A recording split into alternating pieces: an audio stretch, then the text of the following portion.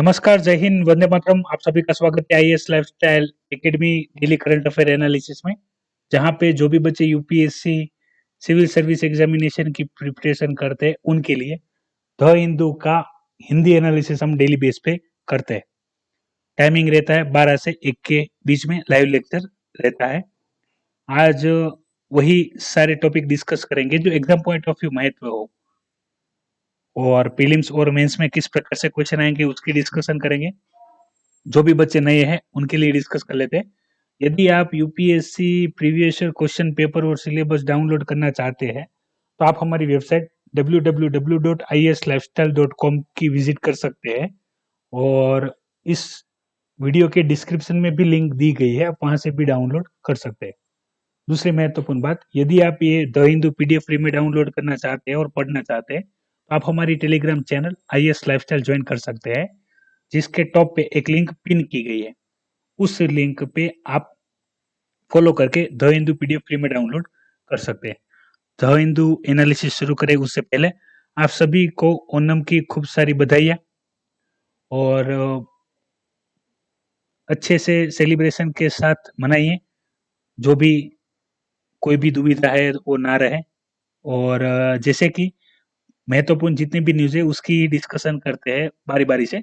तो सबसे पहले शुरुआत करते हैं, जो मोदी जी ने कहा है इंडिया ग्लोबल टॉय हब बन सकता है। टॉय यानी खिलौनों की जो इंडस्ट्री है अभी से जो अच्छे से कार्य करे तो इंडिया इसका टॉप हब बन सकता है।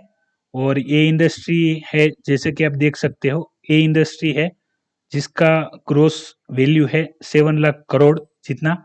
तो उसमें से जितना भी शेयर मिल सके, ठीक है, ये पूरा अपने को नहीं ले लेना है, ये ग्लोबल है, यानी इंडिया ट्राई करेगा। तो महत्वपूर्ण बातें समझ लेते हैं क्या क्या इन्फॉर्मेशन यहाँ पे बताई गई है, और बाकी महत्वपूर्ण बातें हैं जो डिस्कस कर लेते हैं।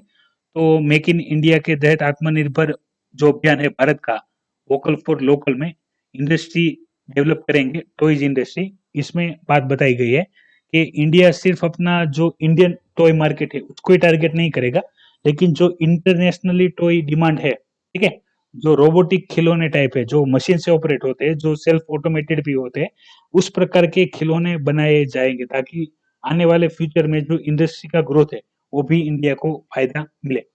बात कर लेते हैं जो इन्फॉर्मेशन आपको पता होनी चाहिए, जो यहाँ पे बताई नहीं गई है ट्रेडिशनल इन्फॉर्मेशन के अलावा। तो वो सारी इन्फॉर्मेशन क्या है कि जैसे इंडिया भी एक जो टॉय इंडस्ट्री है उसका बड़ा मार्केट है। इंडिया में ही मैन्युफैक्चरिंग होगा, इंडिया में तो इस्तेमाल होगा ही, लेकिन इंडिया के बाहर भी हम अच्छे खिलौनों की क्वालिटी बनाए तो एक्सपोर्ट भी कर सकते हैं। तो जो क्वालिटी हमें चाहिए इंटरनेशनली, जो डिमांड है टॉय की, तो उसके लिए जो भी मशीनरी चाहिए, जो भी इंफ्रास्ट्रक्चर चाहिए, जितनी भी रिक्वायरमेंट हो उसके ऊपर काम किया जाएगा, टॉय इंडस्ट्री डेवलप की जाएगी, जिससे कि ये जो मजदूर टाइप के जो लोग हैं, जो नो स्किल हम वर्कर कहते हैं, ठीक है, जिनके पास कोई डिग्रियां नहीं है लेकिन वो मैन्युफैक्चरिंग में अच्छे से काम आ सकते हैं, उनके लिए फायदेमंद रहेगा। और बाकी देखें तो जो भी खिलौने भारत में बनेंगे वो भारत में डिस्ट्रीब्यूट होंगे। जैसे ऑनलाइन के माध्यम से हम जितने भी कोने हैं, ठीक है, भारत के और भारत के बाहर भी वो खिलौने पहुंचा सकते हैं। और खिलौनों की डिमांड कैसा भी टाइम हो रहती है, और टाइप ऑफ पीपल के अनुसार, यानी गरीब है, मिडिल क्लास है या पैसे वाले हैं, तो जैसा भी बच्चा रहेगा तो खिलौनों की डिमांड रहती ही है। और पूरे साल, ठीक है, ये लॉकडाउन की बात नहीं कर रहा हूँ, नॉर्मली, क्योंकि ये प्लानिंग की जा रही है आने वाले भविष्य के लिए। तो इंडिया में यदि अच्छे से शुरुआत हो तो इंडिया भी ये 7 लाख करोड़ इंडस्ट्री जो है उसमें अपना शेयर अच्छे से बांट सकेगा, क्योंकि इंडिया भी इसका मार्केट है खिलौनों का। तो हम जो भी बाहर से एक्सपोर्ट इंपोर्ट करते हैं वो भी थोड़ा इफेक्ट होगा, और इनडायरेक्टली इंडिया का बिजनेस डेवलप होगा। और इसी की चर्चा आज हम जो एडिटोरियल है वहां पे भी करेंगे। दूसरी बात करते हैं एनआरसी से, जो नेशनल रजिस्टर ऑफ सिटीजन है उसमें। तो जो 19 लाख लोगों का जो सिटीजनशिप में जो नाम आना चाहिए लिस्ट में, जो नहीं आया था, तो रिजेक्शन स्लिप उनको देनी थी, लेकिन 1 साल हो गया उनको मिली नहीं है। तो इस काम की देरी क्यों हो रही है, तो बताया जा रहा है कि भाई इससे इस काम से जुड़े जितने भी गवर्नमेंट ऑफिसर थे वो कहीं न कहीं जो कोरोना वायरस लॉकडाउन का जो पेंडेमिक कंडीशन था वहाँ पे अपनी ड्यूटी निभा रहे हैं। तो अभी वो फिलहाल अपने कार्य में नहीं है। दूसरा, 1 सितंबर से जैसे ही नॉर्मल होगा तो वो अपना कारोबार संभालेंगे। तो जो भी डेटा है, लैपटॉप है, इंटरनेट सर्विस है और ऑफिस सर्विस है, वो जैसे ही फुलफिल होगा नीड, तो तुरंत ही इसके ऊपर कार्य शुरू हो जाएगा और लोगों को जो भी आवर्तन देना होगा, ठीक है, वो मिल जाएगा। एनआरसी, सीएए क्या है, वो सबसे महत्वपूर्ण है सिटीजनशिप को लेके, तो वो जिन बच्चों ने प्रिपेयर नहीं किया है उनको करना होगा। फिर से एक न्यूज़ आई है डीओपीटी के ऊपर, department of personal and training, जो बताता है permanent retirement is not a penalty. यानी कि जो भी गवर्नमेंट ऑफिसर रहते हैं, सर्वेंट रहते हैं, तो उनकी एफिकेसी और एडमिनिस्ट्रेशन वर्क के अनुसार जो सर्विस के 30 साल हो गए, ठीक है, एज नहीं है, ये सर्विस है, सर्विस के जिसको 30 साल हो गए, तो यदि उनका एंड्योरेंस एडमिनिस्ट्रेटिव अगर गुड नहीं है, ठीक है, रिक्वायरमेंट मैचअप नहीं करवा सकते हैं, तो ऐसे सर्वेंट को अगर परमानेंट रिटायरमेंट दे दी जाती है तो ये पेनल्टी के स्वरूप में नहीं दी जाती, ऐसी बात यहाँ पे बताई गई है। बाकी इसका इन डिटेल डिस्कशन मैं आपसे करूंगा, जिसमें हम सारा जो भी कैसे इसके जो इवेल्यूशन रहते हैं उसकी भी चर्चा करेंगे और क्या क्या रिक्वायरमेंट है जो मैचअप होने पे परमानेंट रिटायरमेंटशिप दे दी जाती है, उसकी डिस्कशन करेंगे। दूसरी चीज आई है जो किसान है उनको लेके, तो जैसे पहले टॉपिक की डिस्कशन कर लेते हैं, यहाँ पे बताया क्या करा है। जैसे कि आपको पता होगा भाई, कोई भी प्रोडक्ट है इंडिया का, अगर उसको जीआई टैग मिल जाता है तो उसके मैन्युफैक्चरिंग जो भी करता है या तो जो भी पाक उगाता है उसको बेनिफिट मिलता है। लेकिन यहाँ पे जो डिस्कशन हुआ है कि भाई जो उड़ीसा की हल्दी है, ठीक है, टर्मरिक, तो उसका जीआई टैग है उनके पास, ठीक है, और पिछले साल के कंपैरिजन में जो प्रोडक्ट जो फसल हुई है वो ज्यादा हुई है। हालांकि कोरोना वायरस लॉकडाउन की वजह से और जो ट्रांसपोर्टेशन डिस्टर्ब हुआ है और मार्केट में जहां पे रिक्वायरमेंट है वहां पे गुड्स पहुंच नहीं पा रहा है खेतों से, तो इसकी वजह से क्या हुआ है, 80% उसकी जो वैल्यूएशन है उसमें गिरावट आ गई है, ठीक है, 80%, यानी जो खुद किसान ने अपनी फसल के लिए भी जितना पैसा डाला होगा वो भी किसानों को नहीं मिल पाएगा। यानी कोरोना वायरस के लॉकडाउन की इम्पैक्ट किसानों पे क्या हुई है, ठीक है, एग्रीकल्चर पे क्या हुई है, तो वहां पे आप इसका एग्जांपल लिख सकते हैं कि ओडिशा में जो हल्दी है उसका जीआई टैग है, फिर भी, ठीक है, फिर भी क्या नहीं हुआ है, उनको बेनिफिट नहीं मिला है। जीआई टैग का मतलब होता है कि उसकी जो वैल्यूएशन है उस हिसाब से जो प्राइस है वो मिले। किसान उगाते ही इसलिए है ताकि उनको बेनिफिट मिले, उनकी इनकम हो। लेकिन कोरोना वायरस पेंडेमिक की वजह से ट्रांसपोर्टेशन नहीं चल रहा है, या तो कोई मार्केट में जाने को तैयार नहीं है, या तो मंडी ठीक से खुल नहीं रही है, जो डिमांड है, ठीक है, उसको फिल नहीं कर पा रहे हैं। और दो तरीके से यहाँ पे प्रॉब्लम हो रहा है, क्या, जैसे किसान है, ठीक है, जो अपने किसान है वो अपनी प्रोडक्ट मार्केट में सेल नहीं करने जा सकते। और दूसरा कस्टमर है, कस्टमर के साथ क्या होता है कि मार्केट में जितना स्टॉक है वो लिमिटेड है, नया माल आ नहीं रहा है, ट्रांसपोर्टेशन बंद है या दूसरी कोई प्रॉब्लम की वजह से, तो जो गुड्स है उसकी प्राइस बढ़ रही है, तो जो भी खरीदने वाले हैं उनको ज्यादा पैसे देने पड़ रहे हैं और किसान को अपना फायदा मिल नहीं रहा है, ठीक है, तो दोनों वर्स्ट कंडीशन हो गई है। तो इसकी यहाँ पे बात की गई। दूसरी समझ लेते हैं यहाँ पे, जो वेस्ट बंगाल के फाइनेंस मिनिस्टर है, ठीक है, अमित मित्रा, उनके बारे में कहा क्या, इन्होंने क्या कहा है, जो एक्ट ऑफ गॉड है, ठीक है, जिसका बताया गया था, हमारा जो हमारे फाइनेंस मिनिस्टर है सेंटर के, निर्मला सीतारमन जी ने, कि भाई जो स्टेट को जीएसटी में जो बाकी का अमाउंट देना था और नहीं दे पा रहे हैं, उसका कारण है एक्ट ऑफ गॉड, ठीक है। यानी ऐसी एक्ट ऑफ गॉड का मतलब यहाँ पे जो हम बात करें मूवी ओ माय गॉड की, वो बात नहीं हो रही, यहाँ पे बात हो रही है कि ऐसी कंडीशन के जो आउट ऑफ कंट्रोल है, यानी वो सेंटर के कंट्रोल में नहीं है, ना तो उसको प्रिडिक्ट कर सकते, यानी ये सोच भी नहीं सकते थे कि भाई कोरोना वायरस का लॉकडाउन ऐसा आएगा कि सब बिजनेसेस और इंडिया पूरा है उसको लॉकडाउन करना पड़ेगा और बंद रहेगा, तो इससे इनकम अफेक्ट होगी, ठीक है, क्योंकि सब लोग अपने प्राइमरी जो भी कैलकुलेशन होते हैं उसके ऊपर डिपेंडेंट रहते हैं और उसी से डिस्ट्रीब्यूशन सोचते हैं। लेकिन इसकी वजह से क्या हुआ कि सेंटर है वो स्टेट को पैसा दे नहीं पा रही है। अभी स्टेट की भी क्या प्रॉब्लम है उसकी मैंने आपसे डिस्कशन की थी कि भाई स्टेट ने जो इसके सारे इनडायरेक्ट टैक्स थे, ठीक है, जीएसटी से पहले जैसे वैल्यू एडिड टैक्स था, सर्विस टैक्स था, वो अपने से थोड़ा सेल्स टैक्स भी डाल सकते थे। इसके अलावा टोबैको और जो भी लीकर है उसके ऊपर भी वो टैक्स की बढ़ाते घटाते थे, तो वो सारे टैक्स मर्जर करके एक दो को छोड़ के उन्होंने क्या कर दिया, इनडायरेक्ट टैक्सेस का पावर दे दिया सेंटर को जीएसटी में, तो स्टेट डिपेंड हो गए जीएसटी में। और जीएसटी में भी बात करें तो वो पूरे पूरे डिपेंडेंट हो गए सेंटर पे। तो ये फिजिकल फेडरलिज्म वाला हो गया कि भाई हम जो भी अपनी इनकम रहेगी जो जीएसटी से होने वाली है, तो उसके लिए हम किसके ऊपर डिपेंडेंट है? हम डिपेंडेंट है यूनियन पे, यानी सेंटर पे। और जैसे ही सेंटर पैसा देगा तब जाके पूरा जो भी कार्य है स्टेट का वो होगा। अभी जैसे मैंने बार बार आपसे डिस्कशन में एक बात बताई है कि सेंटर का कार्य क्या रहता है कि जब कभी भी स्टेट को इमरजेंसी हो, तो स्टेट को जो भी हेल्प चाहिए, ठीक है, एडिशनल हेल्प, वो करनी पड़ती है इमरजेंसी में। तो अभी सभी स्टेट को चाहिए मदद, तो सेंटर उसको जो नीड है उसकी हेल्प करने चाहिए, वो तो नहीं कर पा रही है, लेकिन उसको जो देना भी है वो भी नहीं दे पा रही है, ठीक है, क्योंकि सेंटर के पास ही पैसा नहीं है। तो इस कंडीशन में जो स्टेट है वो सारे सेंटर के हाथ बंधे हुए हैं, इस प्रकार से बताया गया है। आपका क्या सोचना है आप वीडियो के कमेंट बॉक्स में मुझे बताइएगा। तो ये डिस्कशन है। दूसरा, मैंने कल दोपहर 12 बजे जो जेडब्ल्यू और नीट के जो स्टूडेंट है उसकी प्रॉब्लम के बारे में बताया था, तब मैंने जिक्र किया था काफी ऐसे स्टूडेंट है, ठीक है, जिनको घर से सेंटर में जाने में दिक्कत हो, तो ऐसे जो जेडब्ल्यू वाले एस्पायरेंट है उनके हेल्प के लिए जो आईआईटी से है, ठीक है, वो स्पेशल अरेंजमेंट करवाएगी, ताकि जो भी बच्चे हैं वो अपने सेंटर पे अच्छे अच्छे से पहुंच जाए। एटलीस्ट यदि उनको कोई भी नीड या हेल्प चाहिए तो प्रोवाइड कर दी जाएगी। यदि आपने जेडब्ल्यू और नीट का क्या इश्यू है, ठीक है, वो नहीं देखा है तो आप देख लीजिएगा, यूपीएससी हिंदी प्लेलिस्ट में अवेलेबल है।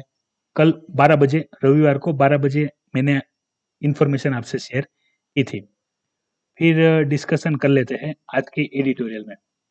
तो एडिटोरियल में काफ़ी इकोनॉमिकल इन्फॉर्मेशन आज मुझे आपसे डिस्कस करनी है। सारी मैं यहाँ पे चर्चा नहीं कर पाऊंगा, आपको पढ़ना तो पड़ेगा, लेकिन जितनी महत्वपूर्ण है उसका डिस्कशन मैं आपके साथ कर लेता हूँ तो आप समझ जाएंगे। तो सबसे पहला क्वेश्चन आता है, वो डिस्कशन समझ लीजिए कि जो डूइंग बिजनेस है, ईज ऑफ डूइंग बिजनेस है, उसकी रिपोर्ट देता कौन है? वो समझ लीजिए, ईज ऑफ डूइंग बिजनेस है उसकी रिपोर्ट देता कौन है? तो उसकी रिपोर्ट दी जाती है वर्ल्ड बैंक के द्वारा, याद रखेगा। इंटरनेशनल ऑर्गेनाइजेशन और उनके द्वारा कौन कौन सी रिपोर्ट दी जाती है वो आपको पता होना चाहिए। अभी यहाँ पे जो डूइंग बिजनेस है इसको मैं आपको ईज ऑफ डूइंग बिजनेस के कॉन्सेप्ट के अनुसार आपको समझा रहा हूँ। तो ठीक है, मैं ईज ऑफ डूइंग बिजनेस बोलूँ या नहीं, कोई अलग टॉपिक नहीं है, यही टॉपिक है, अच्छे से समझना है। तो पहले इसकी जो महत्वपूर्ण बात है वो समझ लीजिए कि ईज ऑफ डूइंग के लिए इंडिया कंटिन्यूस इंप्रूवमेंट कर रहा है। रीजन क्या है? जैसे कि पता होगा अभी करंट जो चाइना है, ठीक है, उसका जो परसेप्शन है इंटरनेशनली ग्लोबली वो अच्छा नहीं रहा है। चाइनीज का जो डोमिनेशन रहता है दूसरे कंट्री पे वो बढ़ रहा है। तो चाइनीज जो कंट्री है उसकी जो पॉलिसी है उस पे वर्ल्ड का भरोसा अभी नहीं रहा। तो क्या कर रहे हैं, जितने भी आउट आउट ऑफ चाइना कंपनियां हैं और कुछ चाइना कंपनियां हैं जो चाइना पे टेरिफ लगने के कारण अच्छे से बिजनेस नहीं कर पा रहे, वो चाइना से एग्जिट हो रहे, तो उनको दूसरा कोई ऑप्शन चाहिए। तो उसमें भारत अपने आप को सही साबित कर रहा है। कैसे? कि भाई जो भी इंडस्ट्रिया जो चाइना में काम करती थी, तो उसका main reason manufacturing industry China में डालने का क्या था कि वहां पे सस्ता लेबर कॉस्ट, जो लेबर कॉस्ट है वो सस्ती है। तो इंडिया में भी वो ऑप्शन उनके लिए खुला है। दूसरा, इंडस्ट्री के लिए जो भी नीड चाहिए, इंफ्रास्ट्रक्चर, फिर वाटर, फिर इलेक्ट्रिसिटी सप्लाई, तो सारी नीड इंडिया दे सकता है। और दूसरी बात यहाँ पे बताई गई है, वो डिस्कशन कर लेते हैं तो आपको समझने में आसानी हो कि इंडिया ने, हम यहाँ पे 2014 की बात की गई है कि ईज ऑफ डूइंग बिजनेस में इंडिया का परफॉर्मेंस 2014 में कितना था, उसका रैंक था 142, ठीक है, इंडिया का रैंक था 142। और 2019 की बात करें तो वो रैंक हो गया 63, यानी इंप्रूवमेंट है। ऐसा नहीं सोचना है 142 है और अभी 63 हो गया, यानी बढ़ गया है, ठीक है। इतना इंप्रूवमेंट किया है कैसे कि जो भी पॉलिसी थी, ठीक है, जो भी पॉलिसी थी उसमें चेंज करके, यानी मिनिमम गवर्नमेंट और मैक्सिमम गवर्नेंस। समझा देता हूँ कहना कहता थे। मान लीजिए कोई भी इंडस्ट्री है जो भारत में आना चाहती है, तो भारत में आना चाहती है इसका मतलब ऐसा नहीं है कि उन्होंने फोन करके बता दिया कि भाई मैं आज शाम को इंडिया दिल्ली एयरपोर्ट पे पहुंच जाऊंगा, आप खाना पीना सब कुछ रेडी रखिएगा, ऐसे नहीं होता। इंडस्ट्री के लिए प्रॉपर चाहिए इंफ्रास्ट्रक्चर, यानी सबसे पहले चाहिए लैंड जहाँ पे इंडस्ट्री सेटअप हो सके। दूसरी, जैसे बाकी भी जो भी सर्विसेज है जैसे पानी, बिजली, ठीक है, ट्रांसपोर्टेशन के लिए रोड, और जो भी मजदूर काम आएंगे तो उनका जो ट्रांसपोर्टेशन चाहिए वो मजदूर। दूसरा कि जो भी भाई बाहर से कोई एक्सपर्ट आते हैं इंडस्ट्री में काम करने के लिए, तो उनको रहने के लिए घर चाहिए, नहीं है तो इंडस्ट्री खुद बना देगी, लेकिन उसके लिए ज़मीन चाहिए, तो वो सारी नीड होनी चाहिए। तो ये सब करने के लिए हमको डिफरेंट डिपार्टमेंट से क्या लेने पड़ते हैं, अप्रूवल लेने पड़ते हैं। जब मैंने एनवायरनमेंट का जो लाइसेंस रहता था, ठीक है? उसमें मैंने आपसे इन डिटेल डिस्कशन की थी। इंडिया ने अपने जो कंपनी पॉलिसी रूल्स है, उसमें भी चेंजेस किए हैं और एनवायरनमेंट इम्पैक्टमेंट असेसमेंट में भी एक चेंजेस किया गया है कि भाई जो भी एनवायरनमेंट से क्लियरेंस लेने थे, ठीक है? कंपनी को, अपनी कंपनी खोलने के लिए, तो अभी कंपनी आके अपना जो भी बिल्डिंग है, ठीक है? जो भी इंफ्रास्ट्रक्चर है, जो कंपनी खड़ी होनी करनी पड़ती है, मशीनें अरेंजमेंट करनी पड़ती है, वो कर सकती है। साथ-साथ में वो अपना वर्किंग भी शुरू कर सकती है और जो लाइसेंस चाहिए उसके लिए वो बाद में भी अप्लाई कर सकती है। लाइसेंस लेना है, लेकिन जो पहले लाइसेंस लेके फिर मैन्युफैक्चरिंग करना था, उसमें चेंजेस कर दिया गया है ताकि नई कंपनी आके काम शुरू करे। अब नई कंपनी आएगी तो जो भी मज़दूर है उनको रोज़गार मिलेगा, उनको रोज़गार मिलेगा तो वो अपना जीवन अच्छे से चला पाएँगे। तो यही सारी चीज़ें यहाँ पे बताई गई हैं कि पहले क्या था, फिज़िकली यानी किसी भी इंडस्ट्री को इंडिया में आना है तो पहले भाई इंडिया में ये ज़मीन के लिए जिस भी राज्य में वो अपनी इंडस्ट्री खोलना चाहते हैं, तो उसके लैंड के लिए लैंड एक्वायर करना पड़ता है, उसका सारा रजिस्ट्री करवाना पड़ता है। फिर वहाँ पे जितने भी डिपार्टमेंट हैं, जैसे इलेक्ट्रिसिटी, वाटर, उन सभी से अप्रूवल लेना पड़ता है। तो इन सारी चीज़ों में काफ़ी टाइम लगता था, ठीक है? इसलिए कोई इंडस्ट्री इसमें ट्राई नहीं करती थी और बाकी दूसरे भी प्रॉब्लम है। क्या-क्या प्रॉब्लम है वो समझना है प्रैक्टिकली, ठीक है? थियोरेटिकल तो है ही, प्रैक्टिकली समझना है तो Shivaji the boss Rajinikanth sir की मूवी है, वो आप देख लेना, आपको पता चल जाएगा। वहाँ पे हॉस्पिटल खोलने के लिए प्रॉब्लम हो रहा था, यहाँ पे तो कंपनी खोलने की बात है, ठीक है? तो आपको सारा आइडिया आ जाएगा मैं क्या कहना चाहता हूँ। दूसरा, हम जो भी अभी हमने बात की थी कि भाई इंडिया है, वो 5 ट्रिलियन इकोनॉमी तक जाने की सोच रहा है, तो इसके लिए प्राइमरी लेवल पे इंडिया ने फोकस किया है मैन्युफैक्चरिंग इंडस्ट्री के ऊपर कि हम मैन्युफैक्चरिंग इंडस्ट्री को जीडीपी का 25% कंट्रीब्यूशन कर देंगे। जो अभी कितना है? अभी है 16 से 17% और उसमें भी फार्मा इंडस्ट्री ज़्यादा वर्किंग है, ठीक है? जो भी मैन्युफैक्चरिंग इंडस्ट्री है, उसमें फार्मा इंडस्ट्री ज़्यादा है। तो India make in India project में जो मैन्युफैक्चरिंग सेक्टर है, उसको ज़्यादा फोकस कर रहा है कि भाई इंडिया में भी अपने से थोड़े स्टार्टअप क्रिएट हो कि जो कुछ प्रोडक्ट है, जो भारत के बाहर बनती है, वो इंडिया में बनना शुरू हो जाए। और दूसरी चीज़ कि भाई इंडिया के बाहर भी कोई चीज़ का डिमांड ज़्यादा है, तो वो इंडिया में बनना शुरू हो जाए, तो इंडिया उसका एक्सपोर्ट कर सके, ठीक है? इसके लिए वो फोकस कर रही है और जितनी भी ग्लोबली कंपनियाँ हैं कि जो चाइना से बाहर आ रही हैं, तो उनके लिए ऑप्शन कोई रहेगा, तो वो ऑप्शन रहेगा इंडिया। इस प्रकार से अरेंजमेंट की जा रही है। अभी ईज़ ऑफ डूइंग बिज़नेस में, ठीक है? कौन-कौन से पैरामीटर है, वो आपको गूगल करके देख लेना है। मैं इस टॉपिक पे आपको जितनी भी इन्फॉर्मेशन है, वो प्रोवाइड कर दूँगा। ये जो नंबर इंक्रीमेंट हुआ है, उसका मैंने मेन रीज़न आपको बता दिया कि वहाँ पे जितने भी गवर्नमेंट को पास सर्टिफिकेट या लाइसेंस या अप्रूवल लेने पड़ते थे, ठीक है? पहले फिज़िकली लेने पड़ते थे, जिसमें टाइम लगता था क्योंकि अपने बाबू लोग टाइम से काम करें या ना करें या टाइम टाइम के अनुसार काम को टालते रहे, तो अप्रूवल लेने में ही टाइम लग जाता था। तो अप्रूवल कब मिलेगा, इंडस्ट्री में रजिस्ट्रेशन कब होगा और इंडस्ट्री बनना कब शुरू होगी और वर्किंग शुरू होने में काफ़ी टाइम लगता था। तो काफ़ी सारी इंडस्ट्री आती ही नहीं थी। लेकिन अभी ये सारा कार्य ई ई रजिस्ट्रेशन के ऊपर चला गया है, यानी ऑनलाइन ही रजिस्टर करना है, ऑनलाइन ही अप्रूवल मिल जाएगा और काम शुरू कर देना है। जितने भी लाइसेंसिंग है आप ड्यूरिंग जो भी मैन्युफैक्चरिंग है तब तक आप कर सकते हैं, ठीक है? आपको कम से कम बाधा है, इस प्रकार से अरेंजमेंट किया गया है। तो यही सारी बातें यहाँ पे डिस्कस की गई। ये अपना सुप्रीम कोर्ट वाला जो शेड्यूल कास्ट और शेड्यूल टाइप जो कम्युनिटी है, जिसमें स्टेट को सब डिवीज़न बनाने की जो बात थी, जो 5 बेंच जज ने जजमेंट दिया था कि अभी स्टेट बना सकते हैं, तो उसी में हमने तभी बात किया था कि भाई ये 2004 का वर्डिक्ट है, जिसमें सुप्रीम कोर्ट ने मना किया था कि भाई स्टेट ये बना नहीं सकती है, ठीक है? और अभी हमने बोला कि वो बना सकती है, तो एक कॉन्फ्लिक्ट ऑफ केस हो गया कि भाई 2 ही जजमेंट अपने आमने-सामने आ गए, तो इसको रिकमेंडेड कर दिया 7 बेंच जज को। अभी केस से आप याद रखिएगा, E V Chinnainath versus state of Andhra Pradesh 2004 का ये केस था, जिसके ऊपर बात हो रही है। और बात करें शेड्यूल कास्ट और शेड्यूल ट्राइब्स के जो पावर है, ठीक है? उनको जो रिजर्वेशन बेनिफिट मिलते हैं, तो कहाँ पे दिए गए? आर्टिकल 341 और आर्टिकल 342 और बाकी यहाँ पे जो चेंजेस की बात हो रही है सब क्लास की, वो उसके सब डिवीज़न रहेंगे।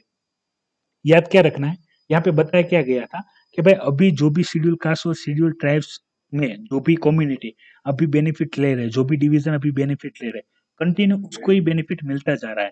हालांकि जिन ग्रुप को मिलना चाहिए वो वहां तक नहीं पहुंच रहे। तो इनका कहना क्या है कि भाई स्टेट अपने से ग्रुप बना सकता है, ऐसे ग्रुप, ताकि हर ग्रुप के लिए जो स्टेट है वो अपने से क्या बनाए, उसके लिए प्रावधान बनाए, ताकि जो सबसे वीकेस्ट ऑफ वीकर है, यानी एसटी और एससी में जो सबसे वीकेस्ट है, वहां तक जो भी पहुंचना चाहिए बेनिफिट वो पहुंच सके। ऐसी बातें यहाँ पे बताई गई है। ये आगे डिस्कशन करते हैं।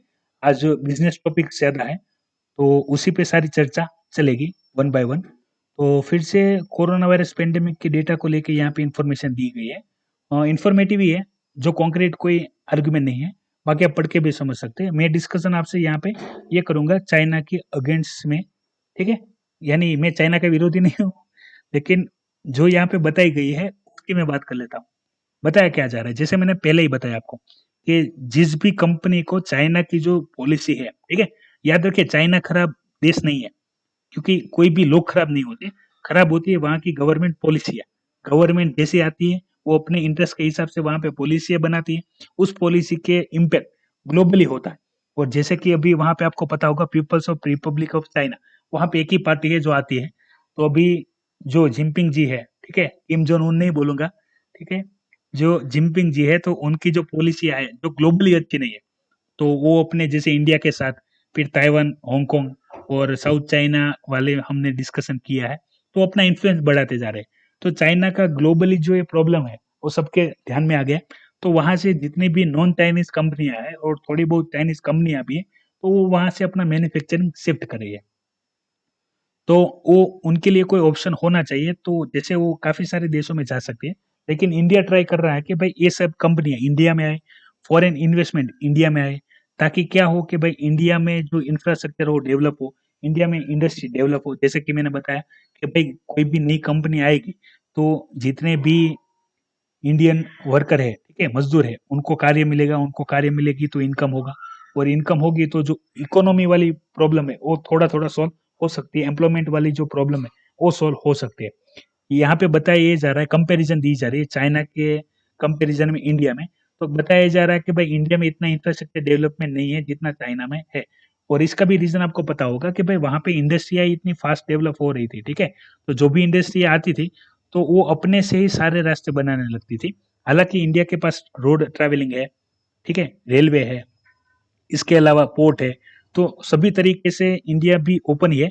लेकिन ट्राई कर रहा है इंडिया के भाई जितनी भी कंपनियां वहां से बाहर आ रही है वो इंडिया में आए, उनको जो भी सस्ती लेबर चाहिए वो हो, उनको पॉलिसी के लिए जैसे मैंने बात किया था कि भाई जितना भी हो सके उतना गवर्नमेंट इंटरफियरेंस कम किया जा रहा है, ताकि इंडस्ट्री अपना सेटअप अच्छे से कर सके। और जैसे पॉलिसी भी बनाई जाएगी ताकि इंडियन स्टार्टअप भी अच्छे से ग्रो करे और फॉरेन कंपनियां भी अपना इन्वेस्टमेंट कर सके, ताकि इंडिया में जो एम्प्लॉयमेंट वाली चैलेंजेस है उसको अरेंजमेंट किया जा रहा है। यानी अभी इंडिया की जो भी गवर्नमेंट की पॉलिसियां होगी वो टोटली डिपेंड होगी इकोनॉमी में, कैसे हम इकोनॉमिकल डेवलपमेंट करें, कैसे हम लोगों को जॉब प्रोवाइड करें, कैसे हम लोगों की जो लाइफ है वो थोड़ा इजी करें। यानी इनकम शुरू होगी तो बाकी मुद्दे भी कंटिन्यूस चलते जा रहेंगे। और ये सब पॉइंट है वो मैंने आपको ऑलरेडी डिस्कस करके बताए हुए। तो सारी यहाँ पे यही चीजें बताई गई है। जो यूएस और चाइना का ट्रेड वॉर है, न्यू ट्रेड वॉर, उसमें भी इंडिया कैसे अच्छे से परफॉर्म कर सकता है उसकी इंफॉर्मेशन यहाँ पे बताई गई, जो हमने डिस्कशन कर लिए।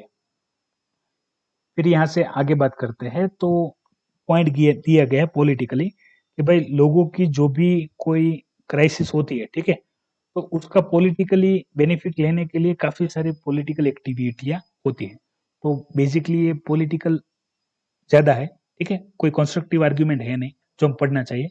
तो यदि आपके पास टाइम है तो आप पढ़ सकते हैं, वरना इतना इंपॉर्टेंस नहीं है एग्जाम पॉइंट ऑफ व्यू। यहाँ से आगे बात करते हैं आज की पिक्चर में। तो गवर्नमेंट की कंडीशन दिखाई गई है, ये हमारी गवर्नमेंट है, ठीक है। आप इसको क्या नाम देंगे वो वीडियो के कमेंट बॉक्स में कमेंट कर दीजिएगा।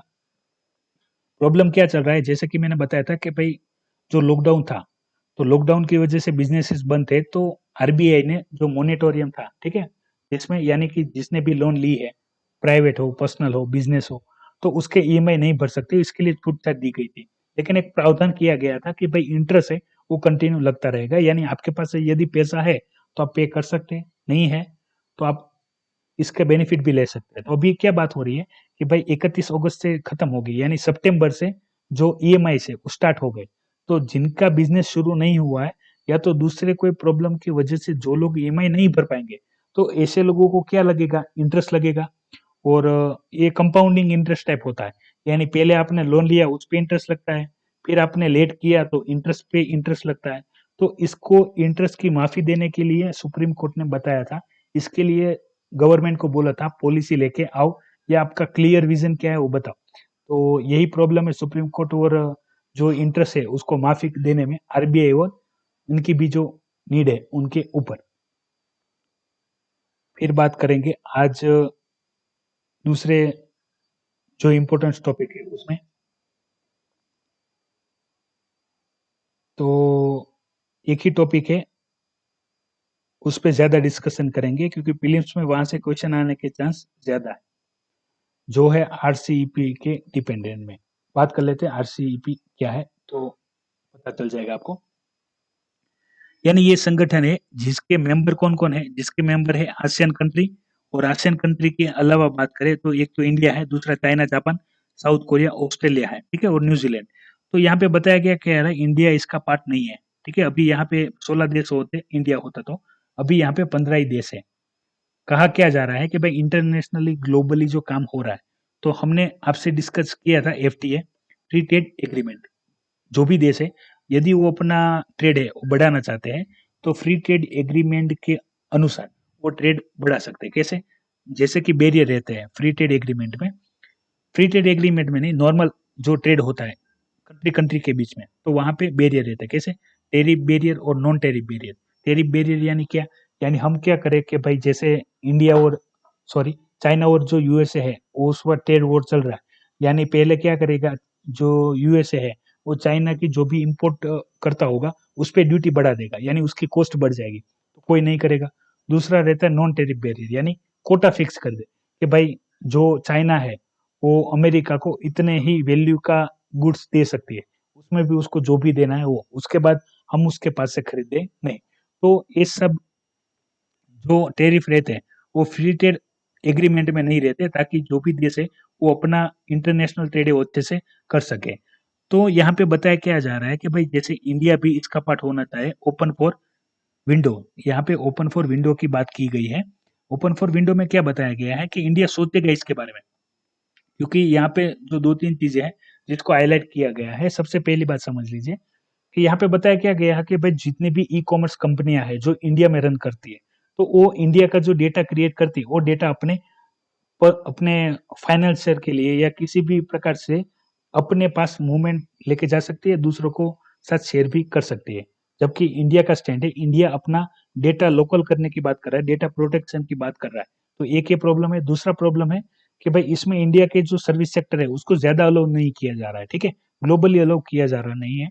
तो इसके ऊपर भी डाउट था। और चाइना को टारगेट करके इंडिया ने बताया था कि यदि इंडिया आरसीईपी के जो कॉन्सेप्ट है उसमें जुड़ जाता है, तो जो चाइनीज है तो उसकी प्रोडक्ट इंडिया में ज्यादा आती है। तो इससे क्या होता है, इससे होता है कि भाई इंडिया की जो डोमेस्टिक कंपनियां है वो सर्वाइव नहीं कर पाएगी, ठीक है। तो उसके प्रोटेक्शन के लिए भी क्या करना है, अरेंजमेंट करना है, वो यहाँ पे बताई गया है। तो यही सारी बातें हैं जो यहाँ पे सबसे ज्यादा डिस्कस करनी थी, तो मैंने आपसे की है। दूसरा यहाँ पे डेटा दिया गया है स्टेज के लिए, तो ज्यादा डिस्कशन नहीं करेंगे। ये सर्वे किया गया था जो पेंडेमिक कंडीशन है उसमें जो स्ट्रेस हुआ था इंसानों को, ठीक है, उसके बारे में। तो स्ट्रेस की कंडीशन क्या थी, जैसे हर एक प्रकार के जो लोग हैं उनका स्ट्रेस का कंडीशन डिफरेंस था। यहाँ पे जो भी डेटा ली गया है, जो 234 जो टेस्टिंग की गई है उसके अनुसार यहाँ पे डेटा दिया गया है। मैं आपको सिंपली समझा देता हूँ। जो भी इंसान बिजनेस से जुड़ा हुआ था कोरोना वायरस लॉकडाउन से पहले, तो उसका बिजनेस अच्छे से नहीं हो रहा है, उसने अगर लोन लिया तो लोन पे नहीं कर पाया, बच्चों के हेल्थ का भी प्रॉब्लम है, खुद की फैमिली का और जान का भी प्रॉब्लम है। तो जो मेंटल स्ट्रेस है वो तो नॉर्मल से नॉर्मल कंडीशन में भी बढ़ सकता है, लेकिन ये फाइनेंशियल क्राइसिस चल रहा है, हेल्थ क्राइसिस चल रहा है, ठीक है, सोशल क्राइसिस चल रहा है, तो इसके वजह से जो स्ट्रेस है वो बढ़ गया है लोगों का। यही इस सर्वे में बताया गया है। आपको परसेंटेज याद नहीं रखने, परसेंटेज वेरी करेंगे, लेकिन ये आपको सिंपली समझने में आसानी होगी कि भाई जो बिजनेस कर रहा था उसका बिजनेस बंद हो गया, तो उसको तो सैलरी देनी ही है अपने एम्प्लॉय को, फिर जो मार्केट में माल बिक नहीं रहा है तो नया माल बनाएंगे कैसे, ऐसे प्रॉब्लम बढ़ रही है। स्टूडेंट की प्रॉब्लम एग्जाम की वजह से बढ़ रही है, लेंगे कि नहीं लेंगे। और बाकी जो सोशल लोग हैं, तो हेल्थ के इश्यू जिसको भी चल रहा है उसको भी मेंटली स्ट्रेस चल रहा है कि भाई मेरे को भी कोरोना वायरस हो गया तो मेरा क्या होगा। तो यही सारी बातें यहाँ पे बताई गई है। इतने ही पॉइंट थे जो आपसे डिस्कस करने थे, बाकी महत्वपूर्ण टॉपिक है वो मैं आपको स्पेशल क्लास के अंदर समझा दूंगा। तो वीडियो की इन्फॉर्मेशन पसंद आई तो वीडियो को लाइक कीजिएगा, दूसरे बच्चों के साथ शेयर कीजिएगा। आप नए हैं तो चैनल को सब्सक्राइब कीजिएगा। जय हिंद, वंदे मातरम।